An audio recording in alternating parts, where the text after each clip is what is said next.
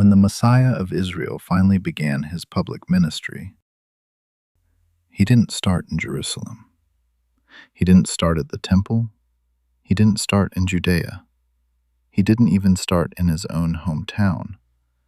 He started in the one region of Israel that religious Jews looked down on, the region surrounded by pagans, on the road to nowhere, called Galilee of the Gentiles. There is a reason, and once you see it, you can't unsee it. Welcome back to the series. Today we're in Matthew chapter 4, verses 12 through 25, the moment Jesus begins his public ministry. And Matthew is telling us where as carefully as he's telling us what. Hit subscribe so you don't miss the rest of this walkthrough. Let's go. Now when he heard that John had been arrested, he withdrew into Galilee. And leaving Nazareth, he went and lived in Capernaum by the sea, in the territory of Zebulun and Naphtali. 3 location names in 2 verses: Galilee, Capernaum, Zebulun, and Naphtali. Matthew is laying down coordinates, and then he tells us why. So that what was spoken by the prophet Isaiah might be fulfilled. The land of Zebulun and the land of Naphtali, the way of the sea, beyond the Jordan, Galilee of the Gentiles. The people dwelling in darkness have seen a great light, and for those dwelling in the region and shadow of death, on them a light has dawned. Galilee of the Gentiles, the land of darkness and the shadow of death. That's not flattering language. That's not how the people of Jerusalem talked about themselves. That's how they talked about the north, where pagans pressed in on every side, where Greek cities sat across the Jordan, where the religious purity of Judea had thinned out. And that is where Jesus moved in. Not visited, moved in. Verse 13, he lived in Capernaum. The Messiah chose a base of operations as far from the temple as you could get while still being inside the borders of Israel. The question is, why? To understand what Matthew is doing, you have to see the map the way a first-century Jew saw it. The Jordan River is more than a river. It is a boundary, a cultural, religious, and ethnic dividing line. On the west side of the Jordan, Jerusalem, Judea, the heartland of Jewish life. The temple, the priests, the scribes, the familiar story. On the east side, the Decapolis. The name literally means 10 cities, Greek-speaking, Greco-Roman, pagan cities. Different gods, different culture, different world.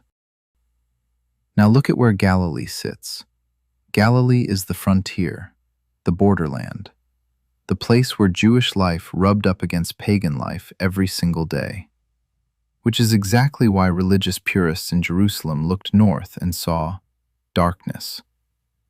Now read verse 25, where Matthew describes the crowds that come to hear Jesus. He doesn't just say, a lot of people. He lists the regions very carefully. Galilee, the Decapolis, Jerusalem, Judea, and from beyond the Jordan. He has just named both sides of the river, the Jewish heartland and the pagan east, the religious insider and the Gentile outsider. He has just described in 5 regions the whole world pouring toward Jesus. This is the Messiah of Israel, drawing in the nations, right from the first scene. Right in the middle of this passage, Jesus walks along the Sea of Galilee and calls 4 fishermen, Peter, Andrew, James, John. Follow me, and I will make you fishers of men. And the text says, immediately they left their nets. A lot of readers picture this as a random encounter, like Jesus walked up to total strangers and the strangers just dropped everything and walked off. That's not what happened. If you cross-reference John chapter 1 and Luke chapter 5, you find out that at least 2 of these men had been following Jesus already. Andrew was originally a disciple of John the Baptist. He had heard John call Jesus the Lamb of God. He had already brought his brother Peter to meet him. They had watched Jesus teach. They had watched him perform miracles. They knew exactly who was standing on the shore that day. When Jesus said, "Follow me," It wasn't a cold call, it was a commissioning. Now look at what Jesus actually says to them, fishers of men. It's such a familiar phrase that we have stopped hearing it, but for a Jew sitting in that crowd, those 4 words would have triggered an immediate Old Testament memory. Jeremiah 16, verse 16. God himself promises, I am sending for many fishers, and they shall catch them. Catch whom? Read it in context. The scattered people of Israel, the exiles, the lost, the ones who had wandered away from the covenant.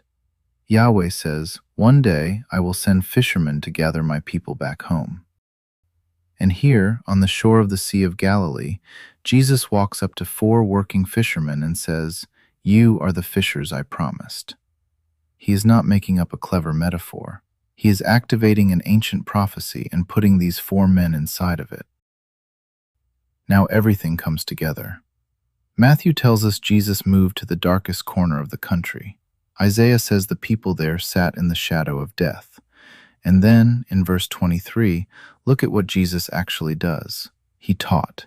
He preached the gospel. And he healed every kind of suffering, the sick, the demon-oppressed, the seizure-afflicted, the paralyzed. Verse 24. That is the model. The Messiah of Israel, the long-awaited Son of David, the new Moses, the fulfillment of Isaiah, could have started anywhere.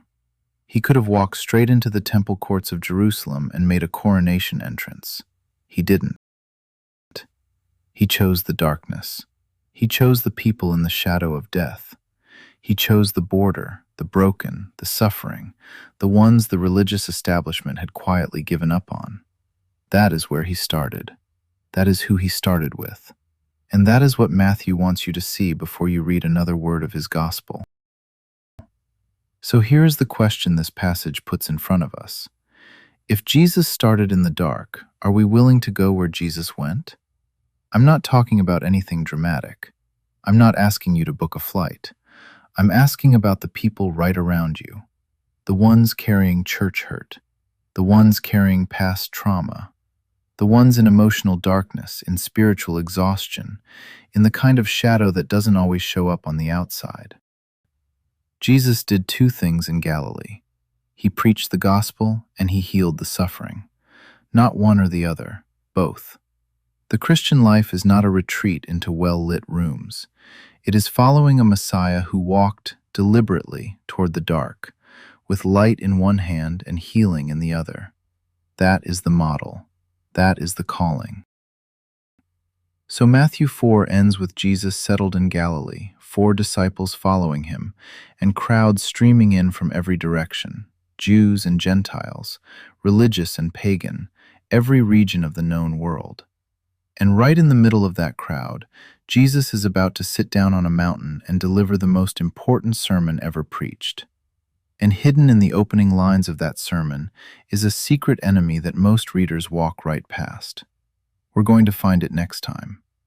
If this helped you see the passage in a fresh way, do me a favor, like the video, subscribe to the channel, and share it with someone walking through Matthew with you. Drop a comment below. What part of dark places hit hardest for you today? Until next time.